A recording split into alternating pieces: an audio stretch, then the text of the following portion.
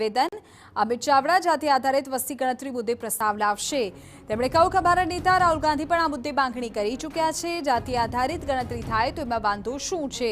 BJP જે મુદ્દે કામ ના કરવા માંગતી હોય, વર્ગ વિગ્રહ સહિતના મુદ્દે ત્યાં લાવીને તે છટકી જવા માંગે છે, એવો આક્ષેપ તેમણે કહ્યો। તેમણે ઉમેર્યું કે કઈ જાતિના કેટલા લોકો વસે છે એ જાણ થાય તો એમાં ખોટું શું છે? કયો વર્ગ પછાત છે, કોને કેટલી જરૂરિયાત છે તે ખબર પડે તો સારી વાત છે।